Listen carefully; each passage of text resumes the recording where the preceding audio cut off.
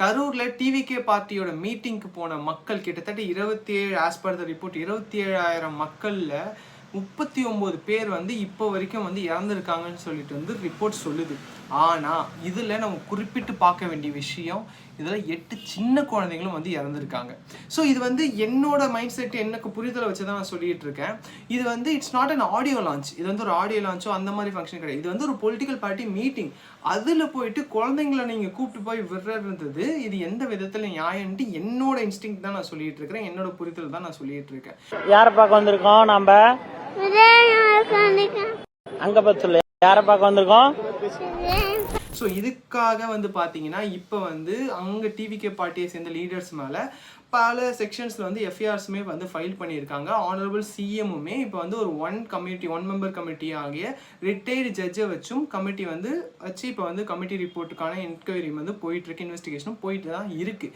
So இப்போ அதையும் தாண்டி இப்போ காம்பன்சேஷன்ஸாக ஆனரபிள் சிஎம் நாங்கள் 10 lakhs தரோம்.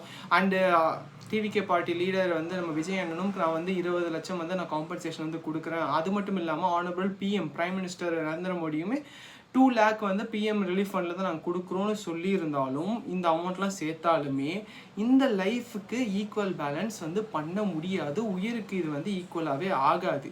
ஆனால் நம்ம என்ன பார்க்க வேணும்னு பார்த்தீங்கன்னா, இந்த ஒரு மீட்டிங் டிவிகேவோட மீட்டிங் இம்மீடியட்டாக லைக் ரோட்டில் இறங்கி நடந்து போகிறதோ இல்லை டக்குன்னு அந்த மீட்டிங் கிரியேட் பண்ணுறதோ கிடையாது. ப்ராப்பர் பெர்மிஷன் போலீஸ்கிட்டேருந்து வாங்கி நடத்தப்பட்ட ஒரு மீட்டிங். ஸோ இதை நம்ம கண்டிப்பாக மைண்டில் வச்சு தான் இருக்கணும்.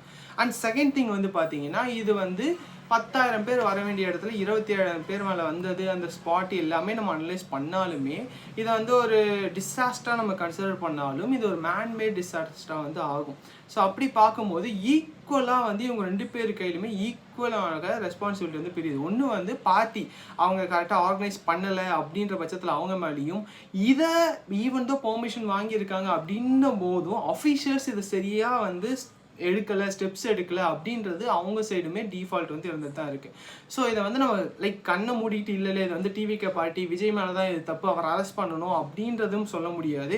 இல்லை இது அந்த கட்சியோட சதி திட்டம், இந்த அஃபீஷியல் சரியாக வேலை செய்யலை அப்படின்றதும் நம்ம சொல்ல முடியாது. ஸோ இந்த கமிட்டியோட ப்ராப்பர் ரிப்போர்ட்டை வச்சு தான் நம்ம என்ன நடந்திருக்கு, அந்த போஸ்ட்மார்ட்டம் ரிப்போர்ட்ஸாக இருக்கட்டும் அண்ட் கமிட்டி என்கொயரி பண்ணி அவங்க கொடுக்கக்கூடிய இன்வெஸ்டிகேஷனை வச்சு தான் நம்ம ஃபைனலாக என்ன நடந்திருக்கு சொல்ல முடியும். நம்ம இங்கே என்ன தான் டிபேட் பண்ணாலும் அட்லாஸ்ட் அங்கே போனது கிட்டத்தட்ட 39 உயிர் அண்ட் முக்கியமாக 8 சின்ன குழந்தைங்களோட உயிர் போயிருக்கு. ஸோ நெக்ஸ்ட்டு நீங்கள் ஏதாவது ஒரு மீட்டிங் போகிறீங்கன்னா ப்ராப்பர் ப்ரிகாஷனரியோட போங்க. அண்ட் மஸ்ட் சின்ன குழந்தைங்களும் இந்த மாதிரி மீட்டிங்கு கூப்பிட்டுட்டு போகாதீங்க.